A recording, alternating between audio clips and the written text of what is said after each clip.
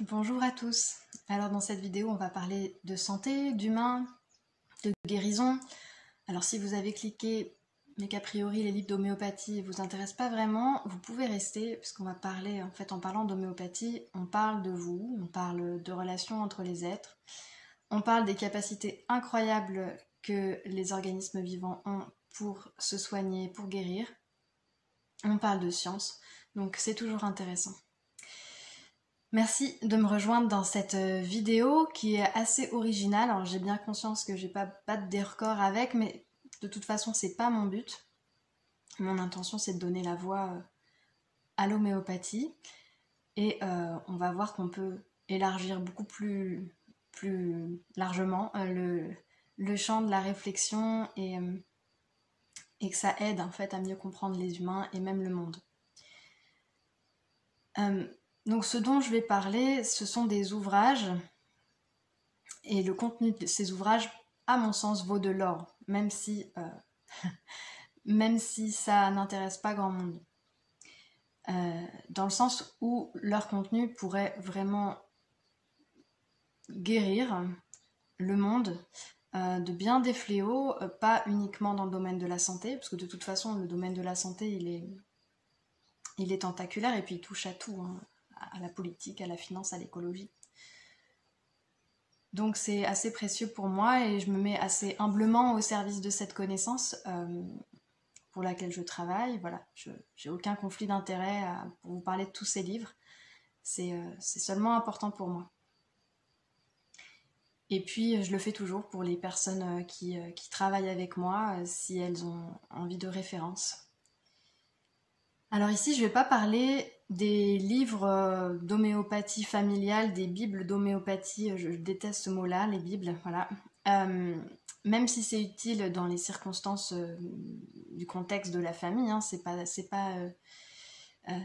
que le propos, mais c'est en fait très éloigné de ce qu'est l'homéopathie fondamentalement, de ce qu'est l'homéopathie en réalité, dans sa volonté de prendre en charge la personne dans sa globalité et de guérir aussi les maladies chroniques, voilà, ce qu'on ne peut pas faire avec des livres d'homéopathie familiale. Et l'homéopathie familiale ne s'intéresse pas à l'aspect chronique, mais à la personne vraiment en profondeur ou à toute la philosophie homéopathique. Donc on va essayer de rentrer par le biais des livres dans la belle homéopathie. Pour qui ce que je viens de dire est assez déstabilisant, vous pouvez écouter une vidéo que j'ai fait précédemment, que j'ai appelée « Parler d'homéopathie autrement ». Parce que simplement choisir un médicament dans un livre ou une recette pour faire disparaître un symptôme, c'est un aspect en fait très réducteur de la thérapie homéopathique. En homéopathie, on écoute une personne pendant plusieurs heures, plusieurs consultations, elle décrit sa vie, elle décrit qui elle est, et on essaye de chercher une cohérence dans le déroulement de sa vie et de ses souffrances, qui sont toutes liées entre elles d'une manière ou d'une autre. Et on dit même qu'on cherche le génie de la personne. Le génie de la personne va correspondre à un remède et au génie du remède. Et on va administrer toujours un remède à la fois, donc soit la personne aura un remède, soit une succession de remèdes qui permettent à ce génie d'éclore au fur et à mesure. On pourrait dire aussi de s'équilibrer dans sa forme la plus saine, de s'accorder avec soi et avec le monde. Donc le projet, c'est de mettre la personne en condition pour exprimer toutes ses qualités et se mettre au service de sa vie, du monde de manière juste. Voilà. Et dans cette vision-là, les mots physiques sont la manifestation du malaise de l'être tout entier. C'est une émergence, c'est une manifestation, c'est un langage qu'a le corps qui nous permet, d'une certaine manière, de nous conduire vers la guérison, de nous conduire vers l'expression la plus belle de notre être, parce que ça va nous indiquer le remède, ça va nous indiquer un chemin. Donc, ce qui est important en préambule, c'est de rappeler que la guérison, ce n'est pas la disparition des symptômes uniquement, Et toute disparition de symptômes ne signifie pas guérison. Bien au contraire. Alors, ce qui m'a donné envie de faire cette vidéo, c'est que c'est un constat, c'est que je constate qu'il y a beaucoup de personnes qui se soignent en homéopathie, mais qui connaissent pas vraiment la complexité et même la beauté de cet univers-là. Souvent, on la réduit. Et je trouve ça important de faire connaître cette médecine un petit peu mieux.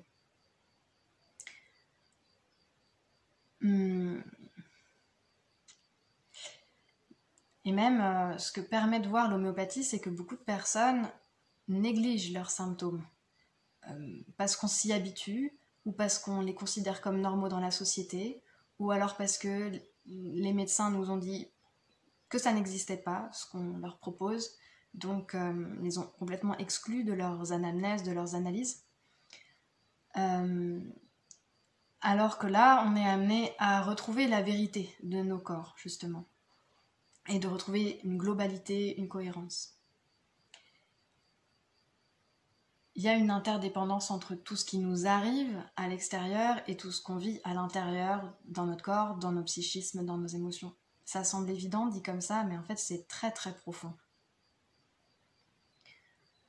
Il y a aussi le fait que, avec le développement personnel et avec divers courants de santé naturelle aujourd'hui, on peut être un peu sursollicité par des injonctions et des impressions que tous les autres ont raison et nous on a tort. Et donc on se contrôle beaucoup, on contrôle sa nourriture, on s'automédique, on supprime énormément de symptômes qui surviennent parce que sous couvert de santé naturelle ou de thérapie naturelle, on pense que c'est bien, mais en fait on supprime le symptôme, c'est-à-dire qu'on bloque une expression alors que la cause, l'énergie vitale ou la globalité du corps n'est pas guérie. Donc cette cause, elle finit par réémerger, soit de la même manière par une récidive, soit d'une manière différente par une maladie différente, mais la cause est toujours la même. Voilà, donc, et à force de se soigner comme ça, que ce soit par certains courants de médecine naturelle et non naturelle, on est de moins en moins en contact avec son état vrai et son état brut, donc c'est de plus en plus difficile d'exprimer des symptômes qui soient exploitables en homéopathie en fait. Donc ici je vais vous parler de plusieurs livres. L'idée c'est pas de lire tout ce dont je vais parler, et c'est le but aussi de cette vidéo voilà, d'entendre parler puis de certains ouvrages et puis vous voyez lesquels vous font envie. C'est pas non plus de vous faire devenir des patients experts qui sauraient tout, qui auraient compris les remèdes, parce que déjà c'est pas du tout la plus simple des configurations dans un échange thérapeute-patient que la personne qui consulte soit dans une recherche elle-même des connaissances. Elle est plus dans son intériorité, dans sa spontanéité, c'est beaucoup plus productif de cette façon-là en fait.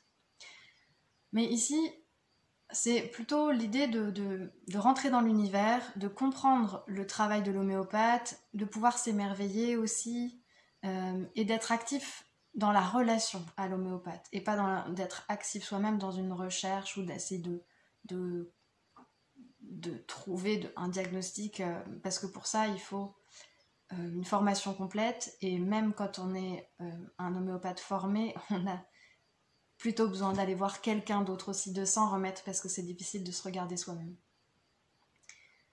Donc, pas de faire des personnes des experts de quoi que ce soit. Mieux connaître l'homéopathie, ça permet aussi d'être actif après que le remède ait été donné pour l'accueillir, pour accueillir son génie et voir de quoi il nous parle. Ça, c'est pas forcément pour tout le monde, mais si on le souhaite, ça peut être intéressant. Et enfin, de s'intéresser à l'homéopathie, ça permet de réfléchir à des lois de l'univers dont la science ne parle pas, dont la physique ne parle pas encore assez, et pourtant que cette médecine permet d'entrevoir, de découvrir et même de pratiquer, finalement. Et donc, ces lois, elle s'applique bien au-delà du domaine de la santé. Alors, le premier livre dont je vais vous parler, justement, c'est un livre plutôt orienté vers les personnes qui consultent. Et il s'appelle « Connais-toi toi-même » de Frédéric Schroyens. C'est un tout petit livre qui permet d'apprendre à s'observer, à observer les symptômes qui sont intéressants à décrire à un homéopathe. Au début, c'est pas forcément facile, on a l'impression que les interrogatoires passent du coq à l'âne et vont vraiment dans des détails, dans du très précis, dans des choses auxquelles on n'aurait pas du tout pensé. Et on voit pas forcément le sens de tout ça. Bon, ce livre ne vous aidera pas forcément à trouver le sens, mais vous dira au moins à quoi faire attention, en fait, et quoi valider aussi, parce que vous avez le droit d'avoir des symptômes bizarres, étranges, que la médecine ne reconnaît pas et vous dira que ça n'existe pas. Eh bien, en homéopathie, on aime beaucoup ça, parce que ça nous aide à trouver le bon remède. Il existe aussi des fichiers PDF qu'on peut envoyer aussi pour pareil, apprendre à chercher les symptômes en soi, et ça, il faut demander à votre homéopathe qui vous les envoie s'il les a. Deux livres formidables, vraiment magnifiques, très importants pour moi, dont il fallait absolument que je vous parle. Ce sont les livres du docteur Philippe Servet, Homéoportrait, Histoire de remède, et le deuxième tome, Histoire de vie, Homéoportrait, la suite. Ce livre, c'est le livre qui m'a amené à faire de l'homéopathie uniciste après une formation pluraliste, donc d'homéopathie telle qu'elle est majoritairement enseignée en France, où on prescrit plusieurs remèdes à la fois. Ce sont des très beaux ouvrages où l'auteur raconte des histoires de vie et des histoires des remèdes qui ont permis aux personnes de guérir dans des très courts chapitres qui se lisent très facilement. C'est très très bien écrit. Il faut connaître un petit peu l'homéopathie au préalable, donc soit avoir lu son livre introductif, soit avoir écouté une de mes vidéos, ou avoir déjà été dans des consultations d'homéopathie pour comprendre un peu la dynamique, les questions, le vocabulaire de cette médecine-là. Philippe Servet, c'est un des plus grands homéopathes en France, hein, donc ce qui est décrit dans ses livres, c'est la quintessence de l'homéopathie, c'est l'homéopathie portée à son excellence. Un médecin qui a des décennies d'expérience, et il présente ici des cas magistraux, et il décrit les personnes comme des tableaux, comme des... dans toute leur humanité, dans toute leur histoire de vie, leur complexité, la profondeur, parfois la dureté, la violence aussi, comment on peut être abîmé par la vie, heurté, ce qu'on peut vivre dans sa chair, ce qu'on peut vivre dans ses émotions et dans le courant de sa vie, dans les événements. Et c'est très beau, c'est aussi porté par la réflexion de l'auteur, par sa compréhension des gens, sa façon de rechercher avec beaucoup de finesse, beaucoup d'empathie, le génie des personnes qui correspond à un génie de remède, et nous aider à comprendre comment il l'a découvert par à la fois toute cette partie de réflexion, de compréhension, vraiment de relation aussi profonde avec la personne, et d'intuition qui vient nourrir aussi cette réflexion, l'ouvrir, l'élargir.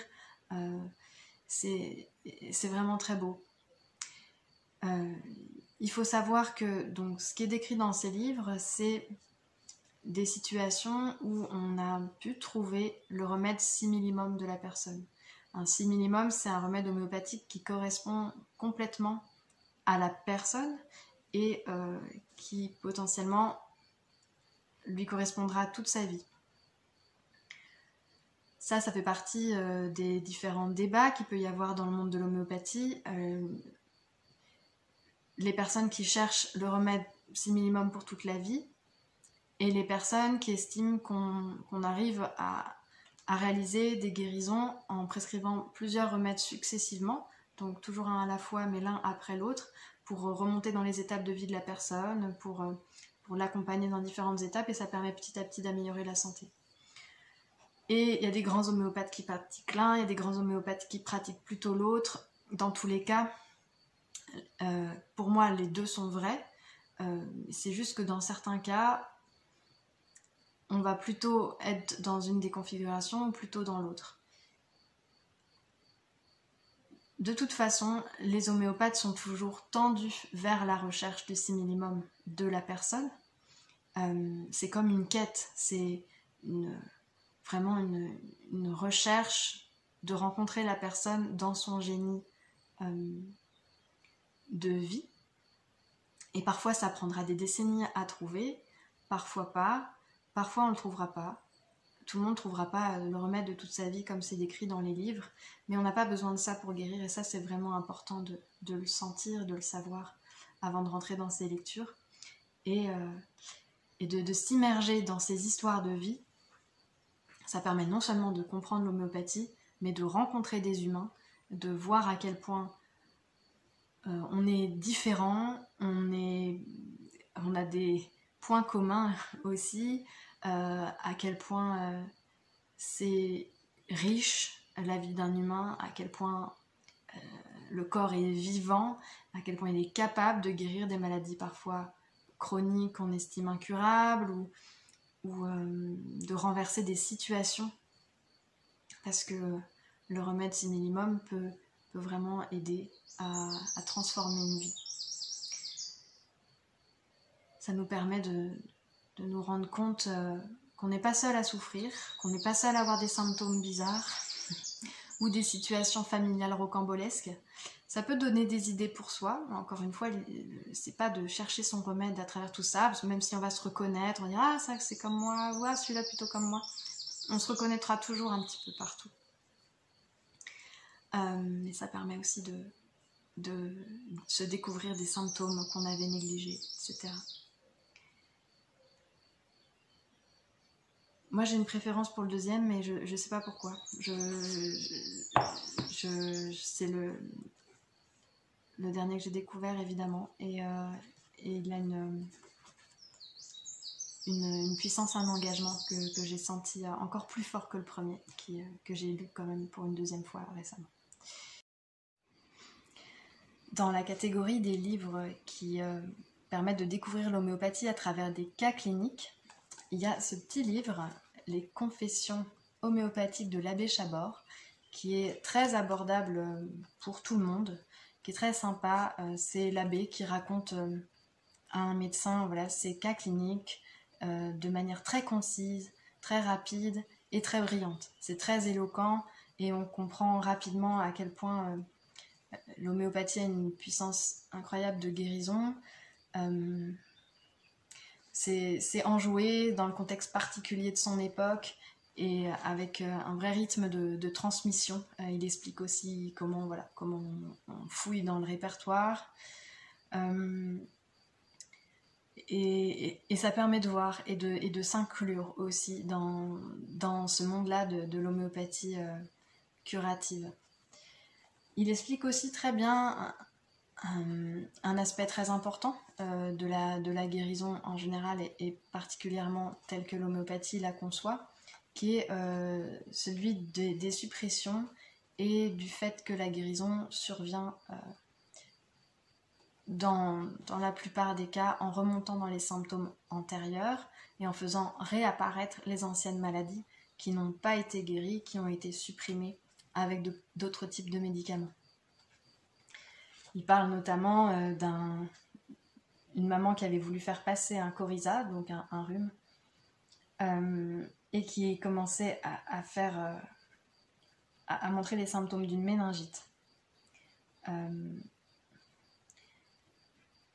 Et donc il a donné un remède qui a permis d'améliorer la méningite et de faire revenir le coryza. Et tout est comme ça en fait. À chaque fois on doit faire revenir les anciennes maladies. Il explique aussi qu'on peut avoir une maladie très générale, comme une inflammation générale, un état très inflammatoire ou un cancer, et que la maladie régresse en créant une maladie plus locale, un abcès local par exemple. Et ça c'est aussi intéressant, donc l'abcès après qui doit être nettoyé, donc soit par homéopathie, soit par drainage. Donc ça va assez droit au but ce livre, et puis c'est utile pour les sceptiques qui sont en train de s'ouvrir progressivement à l'homéopathie.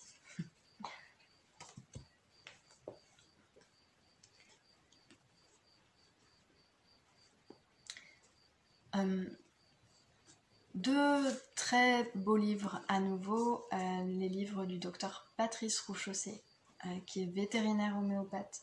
Donc le premier s'appelle Homéopathie et animaux, aux échos de la terre, et le deuxième Homéo Connecticus, qui a un très beau titre.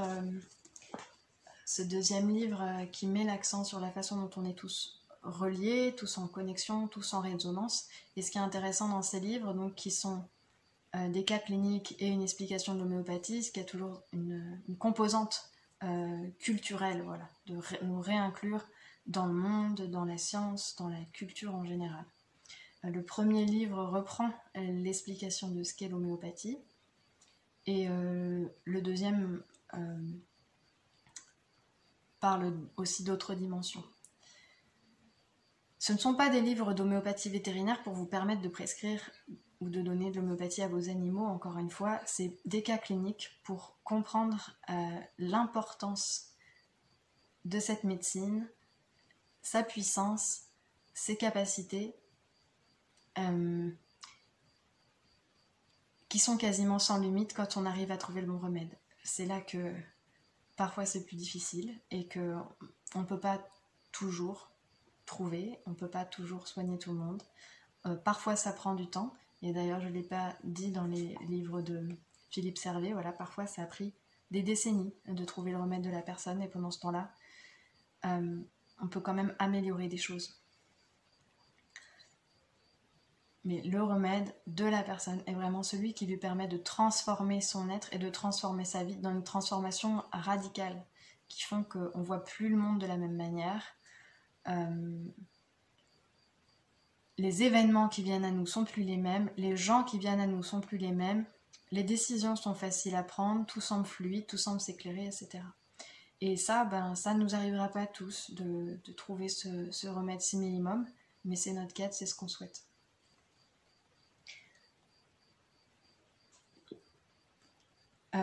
Donc je reviens au livre de Patrice Rouchaussé, qui vous permettront aussi de vous familiariser avec l'interrogatoire homéopathique et ce qu'on recherche, et donc de pouvoir observer mieux vos animaux. Et il explique très bien, voilà. Dire juste, il se gratte, ou il a un tic de léchage, ou il mange plus, ou... Voilà, ça ne sert à rien pour un homéopathe. Par contre, tous les symptômes de comportement, de changement de comportement, toutes les bizarreries, toute la manière particulière qu'a un être de vivre sa maladie, c'est ça qui est intéressant. Après les animaux, nous avons les plantes. Parce que oui, l'homéopathie a une efficacité sur les plantes. Ce livre-là est très abordable et tout le monde peut le prendre en main, même quand on ne connaît pas trop l'homéopathie. Christiane Motte, Homéopathie pour les plantes. Je mettrai toutes les références en bas, en commentaire. Ce qui est intéressant, c'est que ça nous familiarise avec la notion d'étiologie, de suite de. Avec les plantes, ça va être assez clair. Une plante commence à ne pas aller bien, à mal tourner, après suite de gel, suite d'excès d'humidité, suite de sécheresse, suite d'avoir été négligée, suite de pollution, etc. Et donc ça, on le retrouve bien sûr chez les humains, mais c'est intéressant de pouvoir l'observer chez les plantes. Il y a aussi tout l'impact des nuisibles, et ça peut sembler surprenant, mais quand on donne de l'homéopathie à une plante, qui est envahie par des nuisibles, des pucerons ou autres, eh bien, son énergie change, donc elle peut cesser d'être attaquée par ces nuisibles. Donc c'est assez intéressant. De la même manière, en humaine, voilà, quand on change l'énergie de la personne, on change son terrain, et donc elle peut ne plus attirer les poux ou les moustiques, par exemple.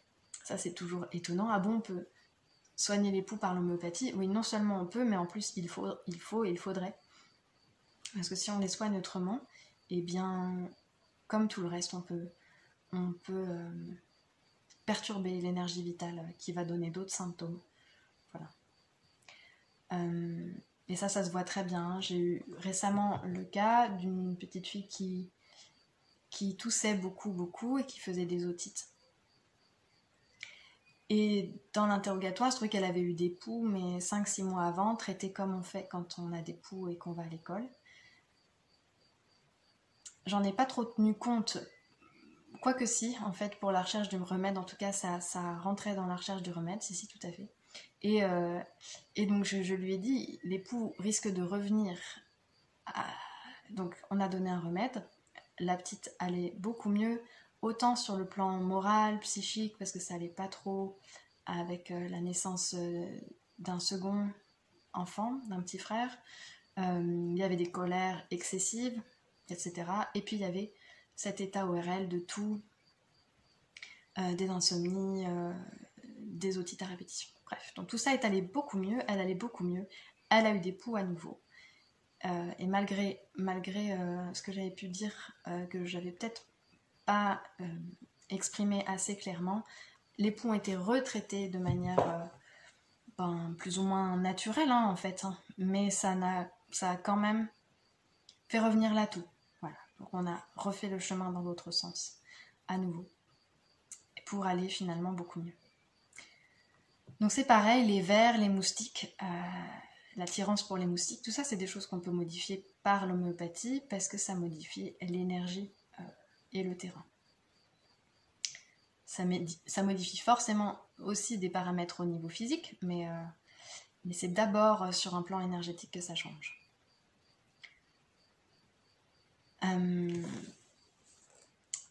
Voilà, un livre pour rentrer dans l'homéopathie quand on est très sceptique, ça peut marcher. Il y a aussi des traitements homéopathiques pour les abeilles et tout ce qu'elles subissent de nos jours. Et il existe une discipline d'agro-homéopathie pour soigner les plantes sur un plan plus de l'agriculture, du maraîchage, des vergers ou des plantes sauvages malades. Voilà. On va passer maintenant à des ouvrages qui sont un peu plus difficiles, qui sont plus techniques, plus érudits, on va dire. C'est vraiment pour les personnes qui veulent approfondir le sujet, soit qui se forment à l'homéopathie familiale. Je vous mettrai d'ailleurs le lien vers une formation de qualité d'homéopathie familiale, ou donc carrément les étudiants en médecine ou les étudiants d'homéopathie. Alors, il est où celui-là? Donc, le passage obligé quand on veut faire de l'homéopathie, c'est de lire l'Organon de l'art de guérir de Samuel Hahnemann, qui a fondé l'homéopathie, qui a découvert le principe thérapeutique qui existe dans les dynamisations des substances vivantes. Des substances vivantes, ouais. Moi j'appelle les pierres et tout ce qu'il y a dans ce monde de vivant, mais voilà. Donc là j'ai pas un organon, mais il existe des organons traduits en français. Moi j'ai là un organon commenté par Édouard Broussalian, commenté par le docteur Édouard Broussalian, donc le volume 1 qui s'appelle Homéopathie, principe de la nouvelle médecine, et le volume 2, Homéopathie pratique de la nouvelle médecine. Donc tout ça c'est l'organon avec ses différents paragraphes, commenté par un des grands homéopathes de notre époque aussi. Et donc il apporte par ses commentaires une une mise dans le contexte actuel, des précisions, des explications, des développements,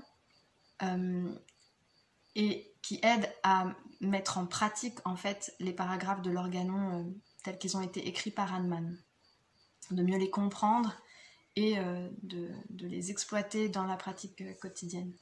Alors quand on n'est pas praticien, c'est pas forcément très utile, mais se plonger dans l'organon, c'est quand même un voyage incroyable dans un phrasé, un vocabulaire, dans tout l'engagement de Samuel Hahnemann à l'époque, sa compréhension absolument avant-gardiste, révolutionnaire et géniale de comment fonctionne le corps humain, comment fonctionnent les médicaments. Et donc voilà, ça peut être une expérience intéressante. C'est quand même le socle fondamental de la pensée homéopathique, voilà, qui parle de vocation médicale.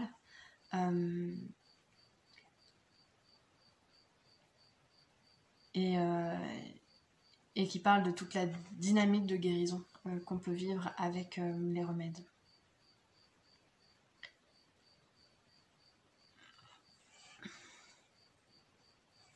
Avec Édouard Broussalian, donc, comme je disais, il y a une contextualisation, une mise dans le contexte actuel et aussi une ouverture sur le monde à certains sujets de l'homéopathie permettent aussi de les appliquer au monde, comment il fonctionne, et de mieux regarder comment le monde fonctionne à travers ce prisme, cette compréhension qu'a l'homéopathie des dynamiques humaines, par exemple. Après avoir étudié l'organon, pour un homéopathe, hein, mais pour vous n'avez pas besoin d'étudier l'organon pour ouvrir un répertoire de la matière médicale homéopathique. Ici, un répertoire de Kent. Le répertoire, c'est le livre absolument incroyable dans lequel sont répertoriés tous les symptômes qu'ont provoqué les substances médicamenteuses utilisées en homéopathie. Donc on a testé chez les individus sains des substances administrées en quantité et en fréquence excessive pour qu'ils produisent des symptômes, un ensemble de symptômes cohérents qui donnent une image, un tableau, une musique, une histoire du remède, une essence du remède. Et c'est tout ça qui est retranscrit, d'une part dans les matières médicales, pour dire, voilà, tel remède a toute cette histoire, tout ce tableau, tous ces symptômes, et dans les répertoires où là, on met les symptômes et on met tous les remèdes qui ont trouvé ce symptôme, chez qui on a découvert ce symptôme. Et c'est absolument réjouissant et immense de découvrir toutes les possibilités du corps humain, tous ces symptômes qu'il est capable de produire, qui peuvent sembler complètement bizarres, étranges, ne pas répondre à ce que la médecine a décrit jusqu'à maintenant, et pourtant c'est ça qui nous intéresse en homéopathie. Ça permet de valider, de donner droit à des symptômes qu'on a et qui ne semblent pas rentrer dans les caricatures, dans les standards de la médecine académique. Donc c'est pas un livre qu'on lit comme ça à son chevet, c'est plutôt de manière ludique, pouvoir l'ouvrir et s'étonner, s'émerveiller de ce qui est marqué dedans. J'ai marqué un certain nombre de symptômes qui sont amusants ou qui peuvent déjà vous introduire un peu à cette dimension-là de l'homéopathie. Céphalée améliorée en marchant. C'est pas tout à fait fréquent d'avoir, quand on a des maux de tête, d'être mieux dans le mouvement et d'être mieux en marchant. Donc ça, c'est une rubrique en tant que telle qui contient quand même un certain nombre de remèdes. La soif sans désir de boire. J'ai soif, mais une fois que je me retrouve devant un verre d'eau ou même quoi que ce soit, je ne peux pas le boire. Douleur de l'ovaire, irradiant jusqu'au cœur. Il n'y a aucune explication qu'on puisse donner sur un plan purement somatique du corps humain tel qu'on peut le découper avec un scalpel. Par contre, On pourrait peut-être trouver des explications avec d'autres circuits, comme des circuits énergétiques, de méridiens énergétiques de médecine traditionnelle chinoise, peut-être à travers les fascias. Et donc il y a plusieurs symptômes homéopathiques comme ça bizarres où finalement on pourrait se dire tiens ça peut correspondre à... Mais parfois il y en a vraiment des très très bizarres et puis ça fait plaisir, c'est intéressant de pouvoir se dire je ne peux pas l'expliquer mais c'est comme ça et je le prends comme ça et ça correspond à l'expression de certains remèdes qui peuvent améliorer ce symptôme et ne pas faire que améliorer ce symptôme mais guérir la personne qui a le symptôme. Il y en a d'autres, évidemment. Retour du symptôme à la même heure. Voilà. Fièvre unilatérale. Alors ça, c'est assez intéressant, parce que quand on a de la fièvre, par exemple une maladie infectieuse, et qu'on a de la chaleur que d'un seul côté, déjà, ça peut perturber la recherche de la température. On dit que la température, c'est central, c'est-à-dire que tout le corps va augmenter sa température, mais c'est pas le cas. Dans notre quotidien, on voit bien que quand on a une fièvre, on peut avoir la tête froide et le corps chaud et la tête froide, les mains froides et les pieds chauds, etc. Et on peut avoir de la chaleur que d'un seul côté. État contradictoire et alternant. Alors ce symptôme-là, il est intéressant parce qu'il signifie que non seulement on prend en compte les symptômes, mais on prend aussi en compte la dynamique. On prend en compte ce qu'on perçoit de la personne ou ce qu'elle nous apporte, qui parfois... Elle sent queue ni tête ou change tout le temps, mais ça c'est déjà un symptôme en fait. Il n'y a rien qui ne soit pas signifiant, il n'y a rien qui n'ait pas une valeur en fait. Absence de douleur dans les affections normalement douloureuses. Ça c'est une belle rubrique aussi. Il y a évidemment des choses plus banales hein, et non moins intéressantes, hein, mais là je vous sors des symptômes sympas. Douleur de gorge suite de hoquet. Bon, là j'avais mis un petit post-it, mais je sais même pas pourquoi.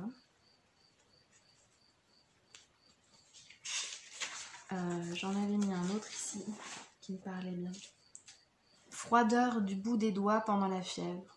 Froideur du bout des doigts pendant le frisson. Ça veut dire que dans une fièvre, il y a plusieurs étapes. Frisson, chaleur, transpiration, dans sa façon classique, mais en fait elle peut exister d'autres manières. On va pas rentrer dans le détail de ça.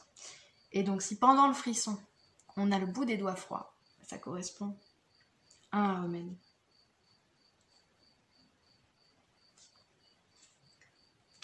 Froideur des mains en parlant.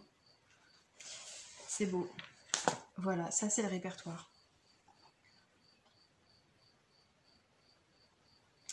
Alors, un autre bouquin, mais alors là complètement spécifique, j'avais juste envie de le mentionner. Homéopathie, dans les troubles du langage oral et écrit, comme la dyslexie.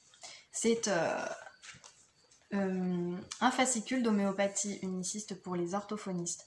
Alors encore une fois, c'est pas un bouquin pour apprendre à faire de l'homéopathie en orthophonie, pas du tout du tout. Ce sont des cas cliniques, c'est plutôt pour réaliser que l'homéopathie peut des choses dans des situations où la plupart des gens ne pensent qu'elle ne peut rien, notamment dans les dyslexies, donc pour permettre aux enfants de retrouver des fonctions